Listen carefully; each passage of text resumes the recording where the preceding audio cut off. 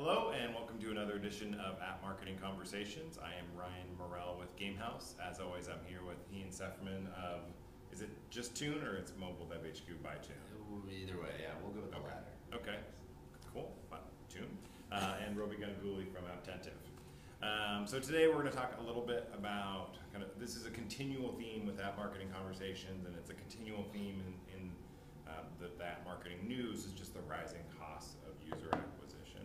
So I believe the most recent report was that last month it was the highest cost ever, and again, we're not even at Christmas yet, of where average UA cost in Tier 1 countries was over $2.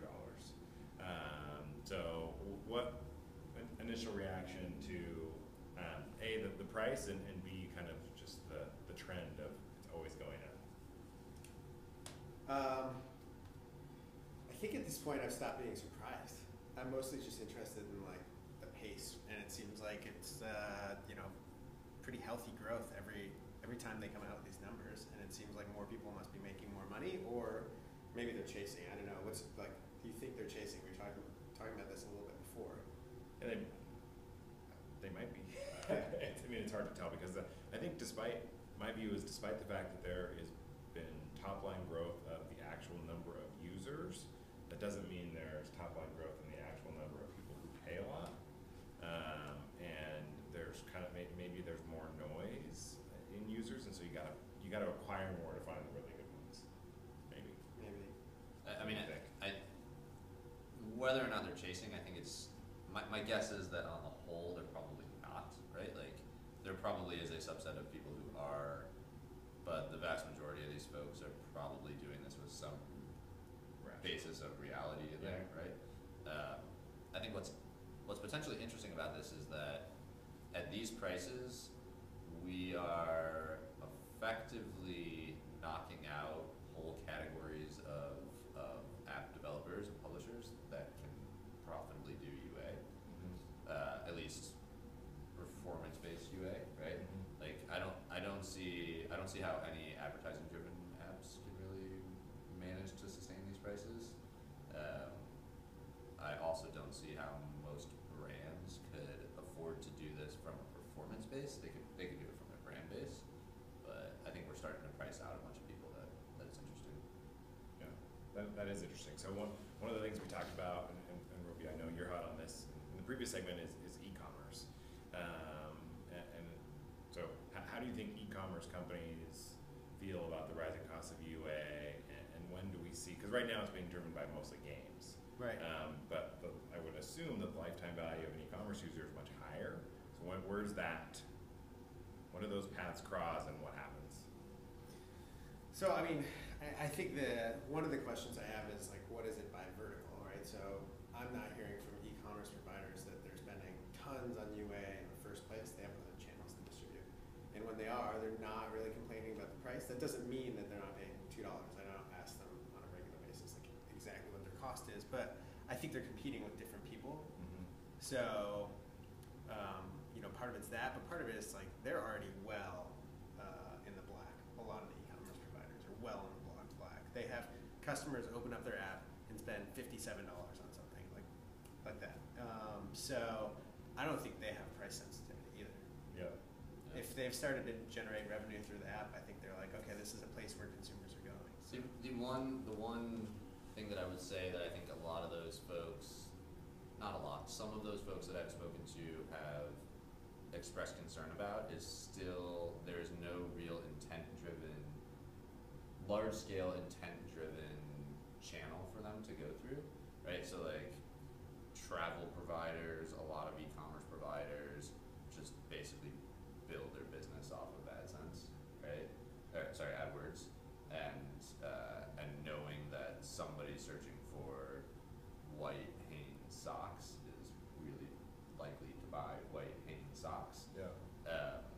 And like that, I don't think there's the same magnitude of an intent-driven channel on mobile yet. Mm-hmm. Yeah. So again, maybe go down a different path here. So what do you think about Spotlight search and its potential to provide some of that intent? So I love Spotlight search from a theoretical perspective. It's not clear to me at all that Apple cares about it from that perspective. I think it has 100% that potential, and I think that Google has shown the way there, that in Android the search bar is front and center, and we'll go into apps with app indexing, and we'll do the web, and we'll have all of these nice everything together. Yeah. And I hope Apple goes that way. And I would say I no longer care about organizing my apps. I basically use Spotlight Search as my default navigation. Yeah. And I think that should probably be the way it is. We obviously need things like deep linking to get better, but Yeah. I hope that they go that way. Yeah. Do you have any thoughts on Spotlight? I mean, you've used it on Mac. I mean, it's effectively the same on iOS. I mean, I think the question for me with Spotlight Search is, do people start to identify ways to show up in Spotlight Search as people use it more, or yeah? What do you think? I mean, it's weird, right? I'm the guy on Android. I still don't navigate my phone through search.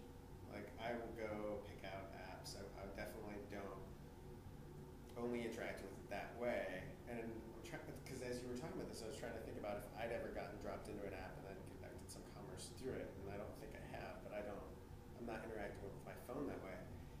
I wonder what the search data tells these guys. Like, I'm gonna guess that Apple sees a lot of the intent and knows well enough that they're gonna make money off of it, right? They've got smart people there. They've got a big ads business, but I don't know. I'm sort of rambling because I was trying to think of a scenario where it's worked better on Android than it has on the iOS, where like it's sort of deprioritized, and I just don't know how much is there versus how much is like affinity with existing brands. Like, I do a lot of commerce with existing brands that I deal with right now through my apps. So I'll give you guys a little sneak peek, which is that we're running a survey right now to marketers, and one of the questions is, which features of iOS 8 do you think have are the most likely to propel your business from an organic perspective? And we basically talked about the new app store, the explore categories, right? Like all of those things. And one of them was Spotlight Search. And right now that's actually like in the running for marketers' belief that it could actually have the most impact on their business. Yeah. And I think, the study's not done yet. We'll see how it actually plays out. It's still really early on, but it's interesting that at least that's on people's minds. Yeah. I mean, we've totally dovetailed a little bit here, but I would also, my other question would be, is Spotlight Search on iOS the thing that makes Bing meaningful? That is a fascinating thing. And that's a whole topic. Yeah. Maybe we can do that another time, but like, powered by Bing, that's a big deal. Yeah. That is. I agree. So, okay, so any final thoughts on user acquisition costs and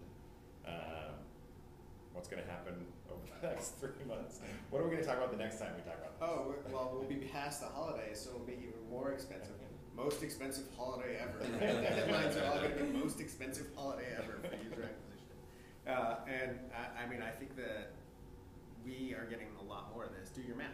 Like, companies should be doing their math, and if you're playing the UA game, just make sure your LTV is up and you're keeping people. Yep. I think the headline for me is, as much as I think we live in a mature industry sometimes from this perspective, just talking about this for 5 minutes leads me to believe that we're really still at day one, right? Like, Yeah, it's really early. There's a ton of growth to happen.